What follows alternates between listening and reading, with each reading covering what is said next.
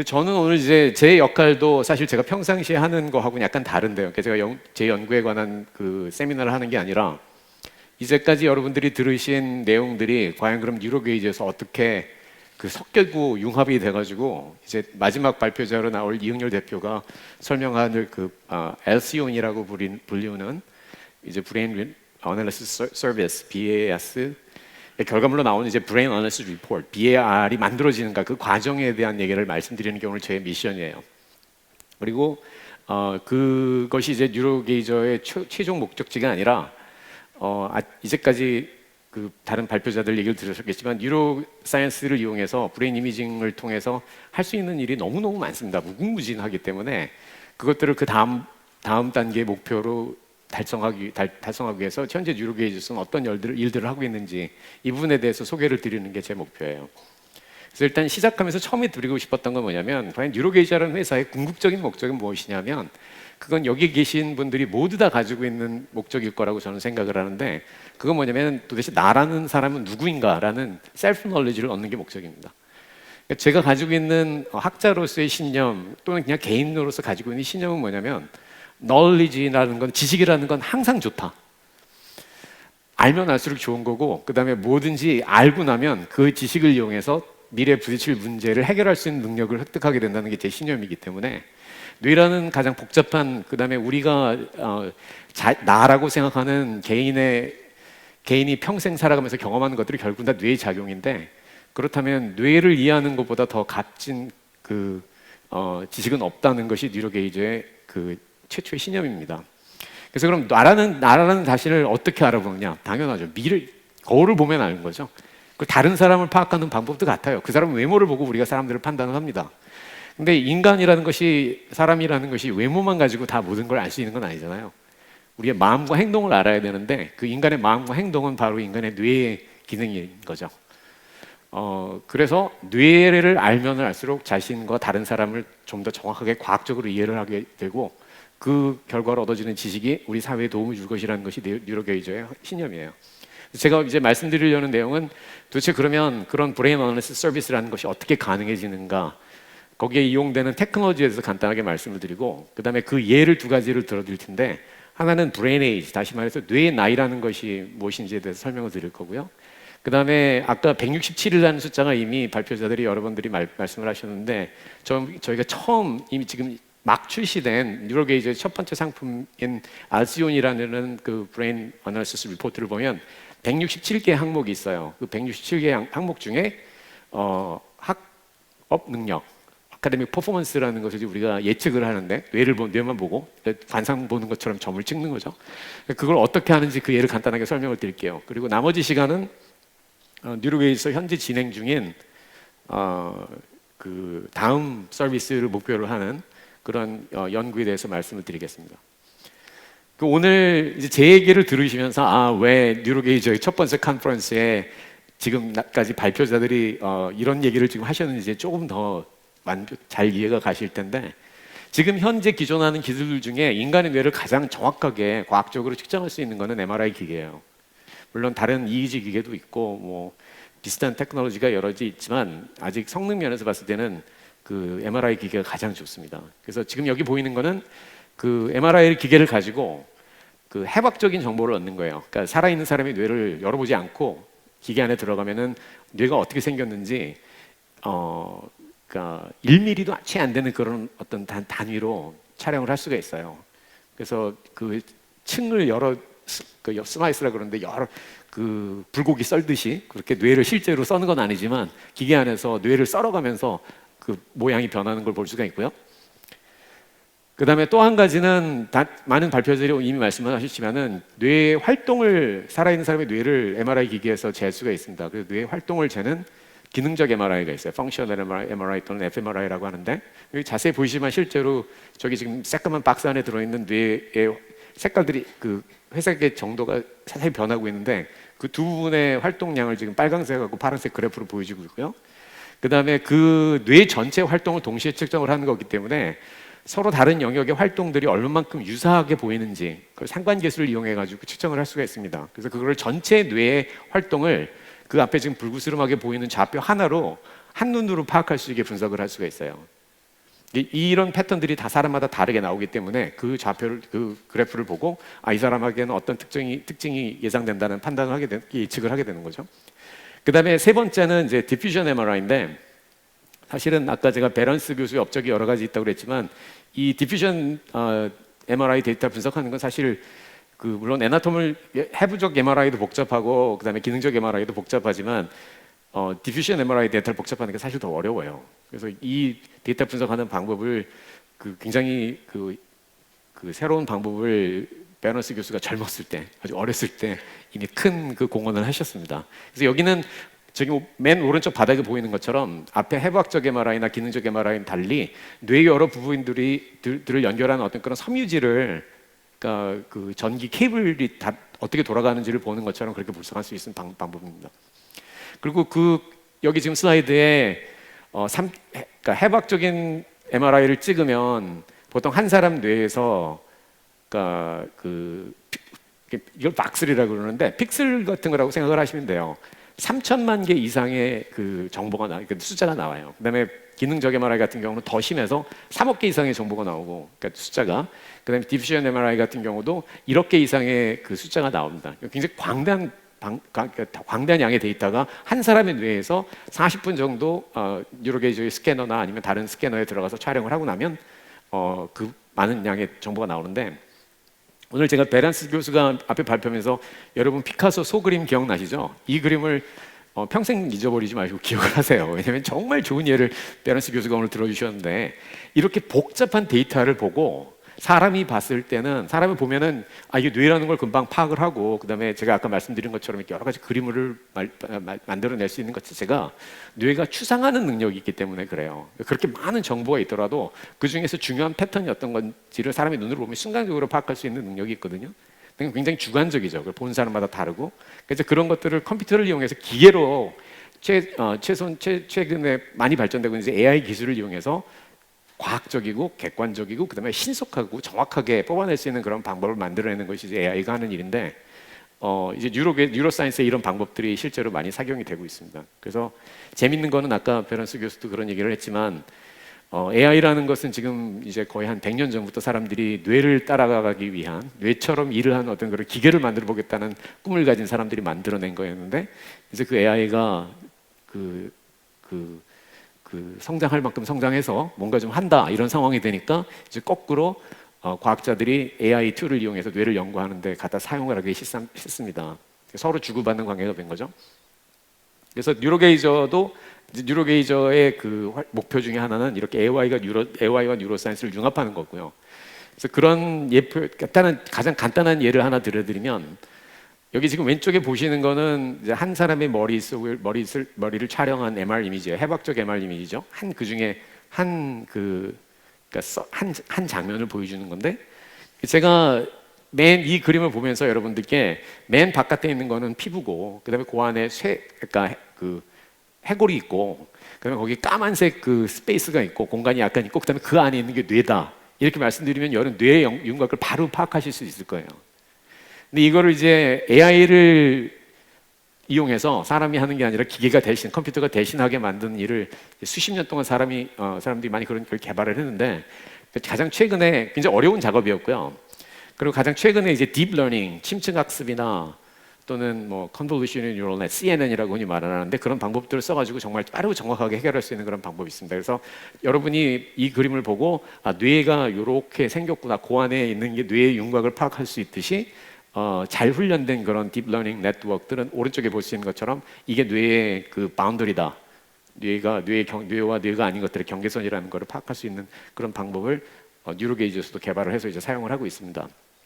그리고 그 결과로 이제 나오게 된 것이 뉴로게이저에서 만들어낸 브레인 어널리시스 리포트, BAR라고 줄여가지고 얘기를 하는데요.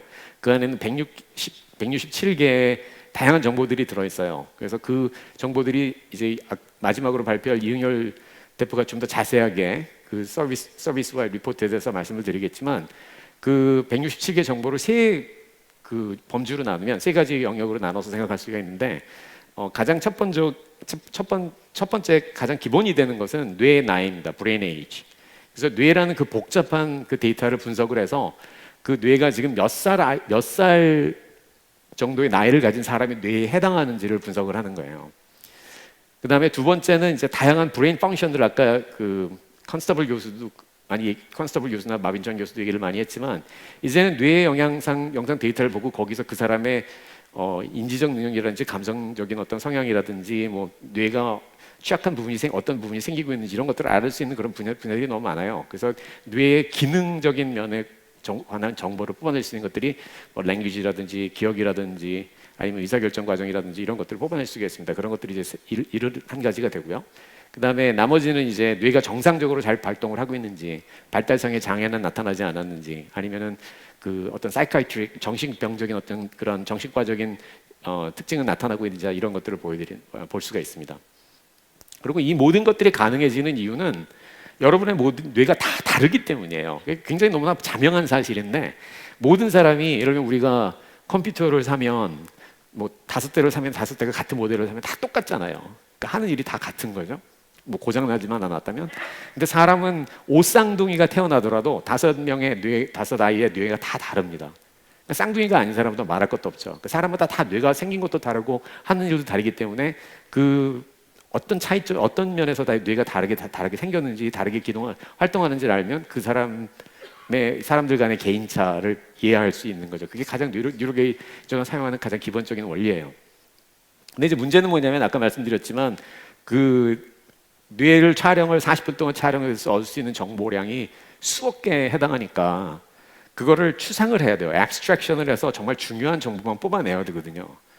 근데 그런 작업은 당연히 뇌과학이 시작하면서부터 시작이 됐어요.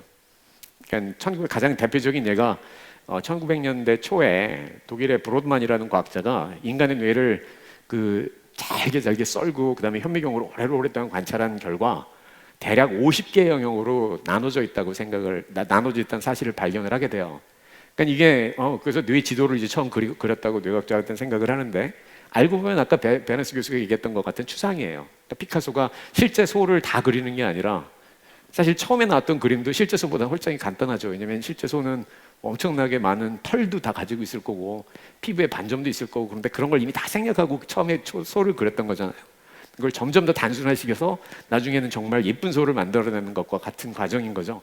그러니까 뇌라는 건 정말 복잡한데 그걸 더 단순화시켜서 우리가 필요한 것만 볼 수 있게 여러 영역으로 나눠 놓는 거, 이것이 이제 어떻게 보면 뉴로게이저에서 하는 일의 근본적인 핵심이라고 볼 수가 있습니다. 그래서 옛날에는 이런 작업을 하는데, 아마 저도 정확한 건 모르지만 상상을 하건대 브로드만 박사는 아마 이 지도를 그리기 위해서 최소한 10년은 썼을 것 같아요. 처음에 했던 거 잘 안 돼서 다시 버리고 다시 했을 거고 뭐 이런 거 기간까지 포함을 한다면 제가 추측을 하건대. 그래서 오는 날에는 이런 것들이 불과 1시간이 아니지 30분 이내에 스캔을 하고 데이터 분석 몇 시간 정도만에는 한 사람 것이 아니라 사람 개개인의 어떤 뇌가 어떻게 영역이 구별되어 있는지 그런 걸 볼 수가 있습니다. 그래서 이게 뉴로게이저가 하고 있는 일의 어떤 과학적인 원리고요, 기본적인 과학적인 원리고요.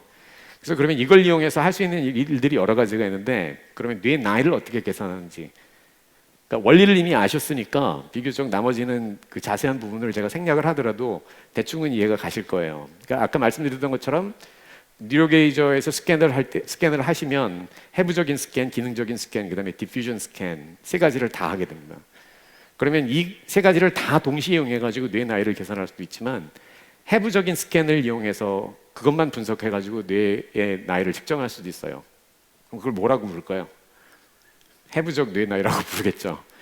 그래서 해부적 뇌 나이를 계산하면, 예를 들면 아까 이 대표도 처음에 얘기를 했지만, 사실 이런 일들을 하기 위해서 지금부터 한 5년 전부터 뉴로게이저에서 한국의 10세에서 15세 사이의 아동들이 한 500명 정도가 연구에 참여해가지고 그분들의 데이터를 얻은 걸 분석을 하면서 저희가 많은 일을 했는데, 그분들 부모님들 중에 혹시 여기 와 계신 분들 수 있으니까 다시 한번 감사를 드리고요. 그래서 그 해부학적인 스캔을 분석을 해가지고 뇌 나이를 추측한 것을 해부학적 뇌 나이라고 부릅니다. 그래서 여기 있는 한 아이의 경우에는 뇌의 나이가, 해부학적 뇌 나이가 12.1로 나왔고요. 그 다음에 그와 같은 분석을 뇌 전체를 대상으로 하는 게 아니라 뇌 영역별로 따로따로 할 수가 있어요. 그래서 뇌에다가 이 뇌 나이가 실제 이 아이의 나이보다 많은지 적은지를 색깔로 칠해가지고 예쁘게 색깔이 칠해진 그런 뇌를 만들어낼 수가 있습니다. 그게 오른쪽 밑에 보이는 그림이에요. 그래서 여기 보면 이 앞부분에 불그스름한 부분이 이제 전두엽인데, 이 아이는 전두엽은 나이가 약간 더 많은 걸로 나왔죠. 그리고 밑에 푸르스름하게 나온 게 축두엽인데, 이 아이의 경우에는 축두엽인 나이가 약간 더 어린 걸로 나왔어요. 이런 식으로 각 뇌의 영역에 따라서 뇌가 정상 평균치에 비해서 더 빨리 성장하고 있는지 아니면 더 천천히 성장하고 있는지를 해부학적인 정보만 이용해서 볼 수 있는 것이 해부학적 뇌 나이입니다. 그리고 그와 마찬가지 방식으로 이번에는 그 기능적인 뇌 스캔을 해서 얻은 데이터를 분석을 하면, 그러면 기능적 뇌 나이를 계산을 할 수가 있겠죠. 이게 똑같은 사람인데 이 경우에는 아까 거에 비해서 그 두정엽의 뇌 나이가 그 좀 더 많은 걸로 나왔죠. 다른 부분은 거의 평균치와 비슷하고. 그다음에 마지막으로 디퓨전 데이터만 얻어가지고 또 뇌 나이를 계산할 수 있겠습니다. 그러니까 이거는 그 뇌가 생긴 거하고 그다음에 그 뇌가 어떻게 활동을 하는지 아니면 어떻게 연결되는지 어느 부분을 보냐에 따라서 나이의 측정값이 다르게 나오는 걸 의미해요. 그래서 이 친구 같은 경우에는 역시 그 기능적 뇌 나이처럼 두정엽에 해당하는 부분이 뇌 나이가 좀 더 많은 걸로 나왔죠. 그래서 이걸 디퓨전 뇌 나이라고 합니다. 그 뇌 전체는 12.9에 해당하고, 그래서 이 세 가지를 다 이용을 하면 그러면은 결합된 컴바인 브레인 에이지를 계산할 수가 있어요. 그래서 이 아이의 경우에는 결합된 뇌 나이가 12.4고요. 그다음에 이 모든 정보를 다 이용을 해가지고 영역별로 뇌 나이를 계산하면 그러면 아래 보시는 그림이 나옵니다. 그래서 빨갛게 두정엽이 더 빨갛게 색깔이 진하게 칠해진 걸 볼 수 있는데, 다른 영역에 비해서 이 친구는 두정엽은 뭐라는 부위냐면 우리가 공간 지능이나 아니면은 그러니까 지각이나 아니면은 수학 능력 이런 것하고 많이 상관이 있어요. 그러니까 지난 100년 동안 이제 뇌 연구를 하는 사람들이 어느 능력에서는 뇌의 어느 영역은 어떤 기능과 많이 관련이 있다, 이런 것들을 연구를 많이 했기 때문에 이런 지도를 보고 그런 상상을 해볼 수도 있습니다. 그래서 뇌의 뉴로게이저의 바를 만약에 구하실 수가 있으면 자기 뇌의 바를 구해서 책을 쭉 보면 그러면 자기의 뇌에 관련된 다양한 그 뇌 나이를 볼 수가 있고요. 지금 여기 계신 분들은 나이 해당이 안 되니까 약간 실망스러울 수도 있지만 기다리시면 저희가 이 서비스를 다른 나이로 점점 확대하는 것이 이제 뉴로게이저 목표 중에 하나니까 언젠가는 자신도 이런 리포트를 받아보실 수도 있습니다. 있기를 저도 희망을 합니다. 그다음에 이제 브라인 에이지 말고 그다음에 두 번째 카테고리는 아까 말씀드린 것처럼 이제 펑션이라고 말씀을 드렸는데, 그러니까 수십 가지의 펑션을 이제 분석을 하는데 그 중에 이건 예를 하나 드는 거예요. 어떤 식으로 이런 그 스코어를 점수를 계산하는지를 설명드리기 위해서. 그래서 저희가 예로 고른 것은 이제 수리적 수학적 능력인데요. 그러니까 이런 그 기능에 관한 그 서비스 아이템은 어떻게 만들어내냐면 앞으로 이제 뉴로게이저의 경험이 더 많이 쌓이게 되면 이제 뉴로게이저에서 자체로 이런 그 프로덕트를 만들어낼 수가 있겠지만 처음 시작하는 단계에서는 그거는 이제 너무 시간도 많이 걸리고 비용도 많이 드니까 저희가 선택한 방법은 뭐냐면 지금까지 그 발표된 수만 개의 논문들이 있어요. 인간의 뇌의 그 형태와 기능과 그런 어떤 연결성과 그다음에 인간의 여러 다양한 능력 간의 상관관계를 보는 논문들이 여러 개가 있기 때문에 그 논문들은 다 공짜로 아무나 볼 수 있는 거거든요. 그런 논문들을 이제 서치를 해요. 그래서 우리가 찾는 종류의 논문이 나오면 그 논문에서 다음과 같은 두 가지 정보를 추출을 합니다. 하나는 뭐냐면 도대체 그러면은 수학적 능력과 상관된 뇌의 부위가 어디인가? 그래서 그 논문 밑에 그 조금 작게 보이는 뇌에 보면은 빨간 점이 있고 노란색으로 그려놓은 마치 이렇게 손 모양 같은 그런 노란색 영역이 있잖아요. 이 특정한 논문에서 얘기하고 있는 거 뭐냐면은 이 두 영역 간의 기능적 연결, 그러니까 이 두 영역의 뇌 활동이 얼마만큼 서로 유사하게 변화하고 있는가, 그걸 이제 기능적 연결 또는 functional connectivity 또는 줄여서 FC라고 흔히 말을 하는데, 이 두 영역 간의 그 FC 또는 기능적 연결성이 수학 점수, 아이의 수학 점수와 서로 상관이 있다는 걸 발표한 논문이에요. 그럼 그 논문을 우리가 이제 검토를 해요. 이게 정말 제대로 된 논문인지 믿을 만한지. 그래서 그 과정을 통과를 하면 그러면 어떻게 하냐면 우리 뉴로게이저에서 지금까지 얻었던 데이터를 보고 그 한국의 10세에서 15세 아동들의 뇌에서 똑같은 영역을 그 확인한 다음에 찾아낸 다음에 그 영역들 간의 기능적 연결성을 그 두 영역 간의 기능적 연결성의 분포도를 만들어냅니다. 그게 오른쪽에 있는 노멀라이즈 스코어라고 보여진 스코어의 분포도예요. 그 분포도를 보면 그러면 이제 앞으로 10세에서 15세에 어떤 아동을 어떤 새로운 어떤 아동을 와서 스캔을 하더라도 그 아이의 mathematical ability 스코어가 그 분포에 어디에 해당하는지를 알 수가 있겠죠. 평균치에 해당하는지 아니면 평균보다 높은지 낮은지 그 정보를 제공하는 겁니다. 뉴로게이저의 알시온의 바에서는 이와 같은 똑같은 방식을 써서 기억력, 언어 능력, 뭐 정서를 컨트롤하는 능력, 여러 가지 뭐 행동을 억제하는 능력, 여러 가지 수십 가지의 어떤 그런 스코어들을 다 계산을 해낼 수가 있는 거예요.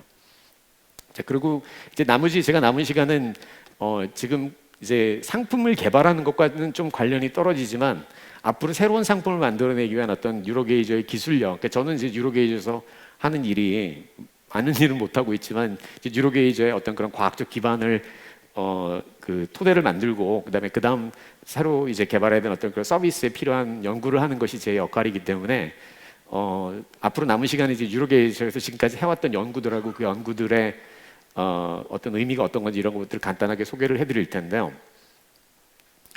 이 부분을 이해하는데, 그러니까 제가 말씀드리는 내용들이 사실 굉장히 기술적으로 복잡한 내용들이에요.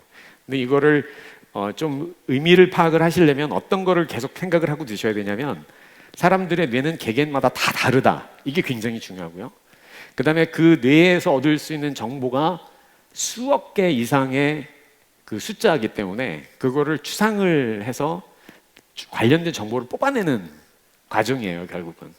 그리고 거기에 머신러닝, 기계학습과 같은 AI를 사용을 한다. 이게 그러니까 초점 포인트이기 때문에 그거를 잘 기억을 하시고 제가 설명드리는 걸 들으면 전체적인 그림은 아마 파악하실 수가 있을 겁니다. 그래서 이게 이제 작년에 저희 뉴로게이저에서 처음으로 퍼블리시된 논문인데요. 존 베로, 양 리, 아비럴 쿠마는 지금 여기 와 있습니다. 지금 뉴로게이저에서 바쁘게 뒤에 뛰어다니고 있고요. 그다음 콜린 험프리, 스내시 낙, 그건 이제 뉴로게이저에서 연구원으로 지금 있는 친구들이고요. 그다음에 이응열 대표도 공헌을 많이 했기 때문에 논문 저자가 됐고요. 그다음에 안우영 교수하고 한소원 교수는 서울대 심리학과 계신 분들인데 저희들 연구하는데 이제 많이 도움을 주셨고요. 공동 연구로 진행된 거고요. 고려대 김학진 교수도 그렇고, 그다음에 탓 칸스터블 교수도 굉장히 많은 도움을 주셨습니다. 그래서 그 논문 표지를 놓고 그 논문에 공헌하신 분들한테 대한 감사의 말씀 드리는 거였고요. 그다음에 이 논문의 그 의미는 어떤 거였냐면 지금 위에 보시면 그 마이올린하고 CT 그다음에 FC라고 써 있는데 FC는 제가 설명을 들었죠. 그러니까 뇌의 여러 부위들이 어떻게 유사한 방식으로 활동을 변화하고 있는지 두 영역이 그 활동 변화하는 것이 똑같으면 그러니까 마치 내가 거울 앞에서 움직이면 거울에서 보이는 거울 안에 들어있는 나의 이미지, 나의 몸의 움직이는 방식하고 제 실제 움직이는 몸의 방식은 똑같잖아요. 그런 경우는 상관계수가 굉장히 높게 나오겠죠. 그렇지만 물론 반대 방향으로 움직인다는 거 생각하면 그럼 마이너스 1이 되겠지만 어떤 경우는 내가 움직이는 방식하고 전혀 다른 방식으로 움직일 수 있게 되면 그러면 상관계수가 제로가 되겠죠. 그런 식으로 여러 가지 다양한 뇌의 영역들의 활동이 얼마만큼 유사하게 변한가지를 나타내는 이거 이제 그 학리 어떤 매트릭스라는 표현을 이제 데이터 사이언티스트를 많이 쓰는데 그래서 FC 매트릭스라고 부릅니다. 펑셔널 기능적 연결성을 보여주는 매트릭스고 그다음에 나머지 마일린하고 CT는 뭐냐면 마일린이라는 건 뭐냐면 우리가 전기회로에 전선을 연결해가지고 전기회 행동을 만들 때 그것들이 합선되면 안 되잖아요. 그러니까 절연을 하는데 뇌 신경세포도 절연이 돼 있거든요. 그 절연이 많이 될수록 신경세포를 따라서 전달되는 정보가 그만큼 빨리 정확하게 정보가 전달돼야 된다는 걸 의미를 해요. 그래서 그 마일린이 얼마만큼 많이 되어 있는 걸 보면 그러면 그러니까 뇌 세포들이 얼마만큼 많이 절연되어 있는가를 보면 그러면 그 영역에서 정보를 지금 어떤 식으로 처리하고 있는가 하는 걸 간접적으로 우리가 파악을 할 수가 있습니다. 그래서 그걸 그러니까 마일린 또는 수초라고 그러는데 그 뇌 영역이 모든 영역이 수초가 다 동일하게 수초가 되어 있는 게 아니고요. 그러니까 수초를 해야 되는 곳은 많이 돼 있고 해야지 않아도 되는 곳은 많이 안 돼 있어요. 근데 그 수초되는 방식이 뇌 영역마다 다르기 때문에 그 다른 영역들의 수초화가 되는 방식이 여러 사람들 사이에서 비슷하게 변하는지 아니면 서로 상이하게 따로 그냥 랜덤하게 변하는지를 보면 마일린에 관한 그 매트릭스를 또 만들 수가 있어요. 근데 마찬가지로 데네피지엘의 두께가 모든 사람들에서 비슷하게 변하는지 아니면 서로 지각각으로 변하는지를 보고 또 코리컬 thickness, CT에 관한 매트릭스를 만들어낼 수가 있습니다. 그러니까 이것이 전통적으로 이제 그런 복잡한 뇌의 데이터를 분석하는 방식이에요. 마일린 매트릭스나 CT correlation 매트릭스 아니면 FC 매트릭스를 봅니다. 이런 식으로 위에 있는 것처럼. 근데 이제까지 사람들이 연구한 것들은 이 세 가지를 다 따로따로 주로 연구를 했고 그것들이 서로 어떻게 연관이 있는지는 별로 보지를 않았어요. 그래서 저희 뉴로게이션에서 이제 본 것은 이 세 개를 우리 다 데이터를 얻으니까 그것들이 서로 공통 비슷한 것을 보여주는지. 왜냐하면 이 여러 가지 다른 메서드들이 비슷한 방식을 보여주면 그럼 그거를 추상을 해야 되겠죠. 그렇죠? 이건 마치 뭐랑 비슷하냐면 우리가 포유류라는 개념을 가지고 있잖아요. 그렇죠? 그럼 포유류는 뭐죠? 다리가 4개는 동물인가? 아니죠. 고래도 포유류니까. 우리 어렸을 때 다 배운 거잖아요. 포유류는 새끼를 낳아가지고 젖을 먹이는 게 포유류잖아요. 그런 어떤 특징을 추상을 하면 그런 포유류라는 개념을 만들어가지고 유용하게 써먹잖아요. 그럼 나는 포유류는 안 먹겠다. 뭐 이렇게 자기 식생활에도 영향을 미치고 그런 것처럼 이렇게 여러 가지 다양한 뇌 촬영을 하면 거기에 어떤 공통점이 있는지 그걸 알아내는 게 굉장히 중요해요. 그래서 그런 것들을 마일린하고 FC가 얼마나 비슷한지를 보는 걸 이제 이건 코릴레이션의 코릴레이션이니까 메라 코릴레이션이라고 불러서 그 마일린과 FC의 메라 코릴레이션, 그다음에 콜텍스의 데네피질의 두께와 FC의 메라 코릴레이션, 그다음에 마일린과 데네피질의 두께의 메라 코릴레이션 이런 것들의 메라 코릴레이션을 검사를 하고 그다음에 그런 것과 그다음에 이제 다른 뇌의 어떤 그 특징들하고 이제 또 상관이 있는지를 조사해보는 어떤 그런 연구였는데 제가 이제 앞으로 남은 시간에도 몇 번 더 예를 드리겠지만 그 뇌에서 얻을 이미 여러 번 얘기했지만 몇억 개의 데이터 보드를 그걸 다 일일이 보고 분석하기는 굉장히 어려워요. 그러니까 여러 가지 그런 어떤 특징들을 찾아내는데 그 특징 중에 하나는 뭐냐면은 바로 경사예요. 경사. 많은 데이터들이 우리가 다루는 여러 가지 데이터들에 경사가 있습니다. 영어로는 그레디언트라고 그러는데 예를 들면은 우리 한국에서 그 교육을 받은 사람들이라면 우리나라 한반도가 동쪽이 높고 서쪽으로 갈수록 점점 낮아지는 어떤 경사가 있다는 거 다 알고 계시잖아요. 그런 경사가 있다는 걸 알면 그거를 전국 여행할 때 많이 쓸 수 있죠. 그죠? 아니면 만약에 차를 타고 돌아다닐 때는 도움이 별로 안 되겠지만 만약에 자전거를 타고 다닐 때는 춘천에서 서울로 오는 게 좋은지 서울에서 춘천으로 가는지 이런 거를 둘 중 하나를 선택을 한다 그러면 내가 그냥 편하게 오고 싶으면 당연히 춘천에서 서울로 오는 게 좋겠죠. 경사가 있다는 걸 알기 때문에 그런 거잖아요. 그러니까 이렇게 뇌 데이터를 분석하는 것도 마찬가지예요. 경사가 있다는 걸 알면 굉장히 도움이 됩니다. 그래서 이전의 연구에서 이미 그 기능적 fMRI 데이터에 어떤 경사들이 있는지를 이미 찾아냈어요. 그게 보여드리는 그것이 요 밑에 보이는 Principal FC Gradient라고 적어놓은 것이에요. 이게 보면은 빨간 데가 있고 파란 데가 있죠. 그게 경사입니다. 그리고 이게 아무렇게나 그 경사가 있는 게 아니라 그 동쪽에서 서쪽으로 기울어졌다 이런 얘기를 하는 것처럼 뇌에서 정보를 외부에서 빨리 처음으로 받아들이는 부분들이 대부분 파란 부위고요. 시각 피질이라든지 청각 피질이라든지 이런 부분들이 파란색이고 뭔가 고차원적이고 복잡한 생각하는 부분들이 빨간색 부분들이에요. 근데 뉴로게이저에서 한 연구에서 알아낸 마일린하고 FC의 메라콜레이션 맵이 이 전 슬라이드에서도 보셨던 걸 그 위에다 붙여놨는데 이 두 가지를 보면 두 가지 맵이 약간 공통점이 있죠. 그러니까 우리는 공통점에 공통점 계속 공통점만 찾아가는 거예요. 그러면 공통점을 알아야 그와 관련된 차이점을 알아내고 그걸 가지고 여러분들의 뇌가 다른 사람하고 어떻게 다른지를 알 수가 있기 때문에 그런 겁니다. 그래서 그 중간에 보이는 거는 그 아까 말씀드린 Principal FC Gradient하고 그다음에 마일린과 FC의 메라 콜레이션 사이에 그 네거티브한 콜레이션이 있다는 것을 보여준 거고요. 그다음에 이제 현재 진행 중인 여기까지가 이제 저희가 작년에 퍼블리시한 논문에 들어있던 내용이고, 그다음에 지금부터 한 5분 제가 5분 정도 시간이 남았는데 현재 지금 진행 중인 연구들에 대해서 간단하게 말씀을 드릴게요. 그러니까 첫 번째는 타임 스케일에 관한 얘기인데, 타임 스케일이라는 건 뭐냐면은 그 우리가 생활하면서 살아가면서 경험하는 우리가 보는 눈으로 보고 귀로 듣는 여러 가지 데이터들이 시간적으로 굉장히 많이 변하잖아요. 우리의 음성도 사실은 공기를 통해서 전달되는 어떤 그런 진동이고 시간에 따라서 공기 압력이 올라갔다 내려갔다 하는 거고, 우리 주위를 보면은 거의 모든 것들이 어떤 그런 시간에 따라서 변하는 그런 데이터들이죠. 근데 이런 것들을 보면 어떨 때는 신호가 서서히 변하기도 하고 어떨 때는 굉장히 빠르게 변하기도 합니다. 그러니까 사람의 목소리 같은 경우는 하고 저음을 내면은 천천히 변하는 저파수고 하고 높은 소리를 내면은 고파수잖아요. 뇌에서 우리가 측정하는 신호도 마찬가지예요. 어떨 때는 뇌 신호가 서서히 변화하기도 하고 어떨 때는 굉장히 빠르게 변하기도 합니다. 근데 이것이 모든 뇌의 영역의 신호들이 항상 똑같이 변하는 게 아니라 위에 지금 보시는 것처럼 빨간색으로 표현된 영역은 신호가 비교적 그러니까 신호가 비교적 천천히 변하는 데고요. 그 다음에 파란색으로 치현된 데는 비교적 신호가 빠르게 변하는데, 그리고 이런 것들이 모든 뇌가 항상 동일하게 보이는 것이 아니라 사람마다 다르고, 그 다음에 나이가 들수록, 그러니까 여기 보이는 거는 그 오른쪽에 있는 거는 성인을 대상으로 그 타임 스케일을 잰 것이고요. 왼쪽에 있는 거는 뉴로게이즈 참가했던 500명의 대략 500명 정도의 아동의 그 브레인 활동의 타임 스케일을 잰 건데 보면 다르죠. 전반적으로 나이가 들수록, 그러니까 아동과 그다음에 정상적인 성인의 뇌 활동을 보면 성인의 뇌 활동이 약간 더 빠르게 변해요. 변화가는 방식을 또 찾아냈다는 것은 그걸 이용해 가지고 우리가 뇌가 정상적으로 성장을 하고 있는지 안 하는지를 보여줄 수 있는 어떤 그런 또 하나의 그 특징이 되는 겁니다.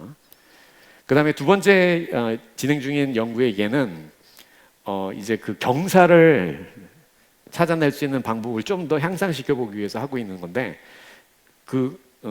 이거 이제 기술적으로는 뭐 굉장히 non-linear embedding이라고 그래가지고 여기 공대분들이 계시면은 그분들은 그런 것도 하네 이렇게 생각하실 수도 있지만 그렇지 않은 분들은 간단하게 그 원리를 말씀드리면, 왼쪽에 보면 지금 파란 점들이 막 찍혀 있는데 보면은 딱 바로 거기 무슨 골팽이 그런 뭐라 그러죠? 달팽이 같은 게 눈에 다 보이시죠? 근데 이런 걸 보기 위해서는 제가 아까 말씀드린 것처럼 비선형적인 어떤 그런 그 차원을 낮춰주는 non-linear dimensional reduction이라고 그러는데, 간단하게 말하면 아까 베런스 교수가 아침에 얘기했던 추상이에요. 그러니까 소에서 어떤 피처가 중요한지를 뽑아낸 것처럼 이걸 보고 이거는 달팽이처럼 꽈여지는 그 모양이 중요하구라는 걸 알아내는 것이 바로 이런 그레디언트를 아이덴티파이 하는 겁니다. 그러면 이제 그 아까 보여드렸던 FC 코릴레이션 매트릭스만 보고 그것만 가지고 분석을 하는 게 아니라 그건 이제 선형적인 방법인데, 이런 식으로 꼬여 있는 거를 알아내는 어떤 그런 알고리즘을 쓰면 이것들이 이제 다 요즘에 새로 개발되고 있는 그런 AI 알고리즘의 한 부분인데, 이런 것들을 보면 아동의 경우나 성인의 경우 그와 같은 그 방법을 이용해 가지고 또 다른 어떤 그레디언트를 경사를 찾아낼 수가 있는 겁니다. 그 다음에 세 번째 예는 아까 말씀드렸듯이 뇌 활동은 어떨 때는 빨리 변하고 어떨 때는 천천히 변해요. 근데 그뿐만 아니라 그러니까 그 영역에 따라서도 어떤 영역은 천천히 변하고 어떤 영역은 빨리 변하지만, 같은 한 영역에서도 액티비티가 빠르게 변하는 것과 천천히 변하는 것들이 동시에 일어납니다. 이거는 공대생이 아닌 분들은 좀 죄송하지만 공대생들이 와 계시다면 아마 뭐 푸리에 트랜스폼 이런 거 배워가지고 다 아셨을 거예요. 그죠? 사람의 목소리라는 것도 주파수 하나만 있는 게 아니라 여러 가지 주파수가 동시에 막 섞여 있거든요. 그런 것들을 분리해서 저주파에 해당하는 그런 어떤 기능적 상관과 고주파에 해당하는 기능적 상관, 이런 것들을 따로 분리시켜 볼 수가 있습니다. 이런 것도 이제 기존에 전혀 안 했던 것은 아니지만 인간의 뇌 데이터를 분석해서 개인차를 이해하는 데 적용되는 경우는 극히 드물어요. 그래서 그런 것들을 이제 유로게이지에서 하고 있습니다. 그래서 여기 지금 보여드리는 것들은 왼쪽에는 이제 저주파만 이용해 가지고 그 FC 기능적 상관성을 잰 것이고, 그다음에 가운데 있는 것은 고주파를 이용해서 기능적 상관성을 잰 것이에요.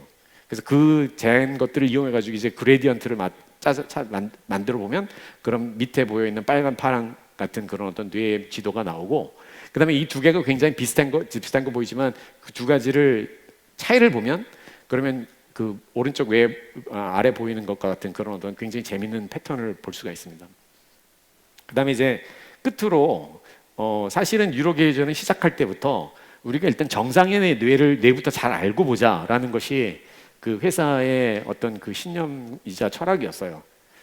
여러분도 아시겠지만 대부분의 뇌 과학에 기반을 둔 회사들이 하고자 하는 것들은 비정상적인 뇌를 빨리 알아내고 그다음에 뭐 치료법을 개발하고 이런 것에 포커스를 맞추는데, 굉장히 중요한 일이고 그것들이 뭐 너무너무나 필요한 일이지만, 제 느낌에는 그런 것은 이미 다른 회사도 하고 있으니까 그거 말고 또 중요한 건 없나 보니까 정상인의 뇌를 이해하는 것이 굉장히 중요하다는 것이 저희의 신념이었기 때문에 그런 것부터 먼저 하고 있지만, 앞으로는 이제 이제 점점 쌓여간 어떤 그런 기술력을 이용을 해서 아까 이미 이전 발표자들이 많이 말씀해 주셨지만 치매라든지 아니면은 어떤 그런 주의 장애라든지 뭐 오티즘 그런 것 같은 모든 뇌의 영상을 통해서 우리가 알아낼 수 있는 뇌인 정보라는 것은 모두 다 알아내는 것이 뉴로게이저의 목표이기 때문에 지금 현재 이제 디멘치아, 그러니까 알츠하이머 디지즈 같은 경우도 여기 보시는 것처럼 알츠하이머를 질병을 알았던 사람의 뇌를 죽은 다음에 꺼내가지고 보면 정상인하고 너무너무 다 다르죠. 이건 이제 너무 늦은 어떤 그런 거고, 실제로 알츠하이머 환자의 뇌를 MRI 기기에서 측정을 하면 여기 보시는 것처럼 정상인이 보더라도 오른쪽과 왼쪽 중에 오른쪽이 왠지 좀 구멍이 뻥뻥 많이 뚫려 있는 것 같다 이런 느낌 드실 거예요. 그게 맞고요. 그게 디멘치아를 가진 환자의 뇌를 MRI로 스캔을 한 거고, 그걸 전체를 3D로 구성을 해보면 왼쪽에 있는 것보다 오른쪽에 있는 것이 아무래도 틈이 많이 벌어져 있는 걸 알 수가 있죠. 그리고 기능적 활동을 이용을 해서 FC를 재보면, 그러면 오른쪽 에 보여드린 것처럼 영역별로 알츠하이머 병을 앓고 있는 사람의 경우에는 기능적인 연결성의 변화가 옵니다. 그런 거를 어느 부분에 더 영향이 많이 오는지 보면 여기 파랗게 칠해진 뇌 영역들이 주로 기억력과 관련된 그런 분야라는 걸 알 수가 있고요.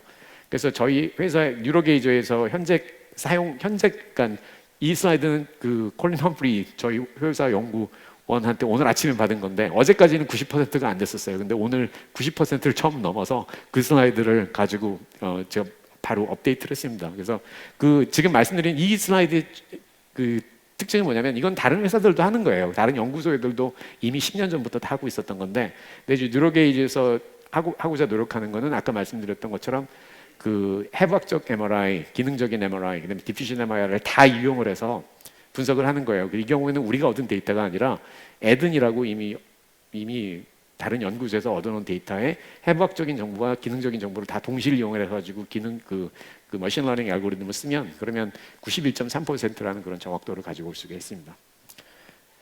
그래서 그게 제가 오늘 발표하는 내용에 다고요. 결론적으로 두 가지를 말씀드리면, 뉴로게이저는 제가 처음에 말씀드렸던 것처럼 인간의 뇌를 이해함으로 해서 궁극적으로 인간 스스로를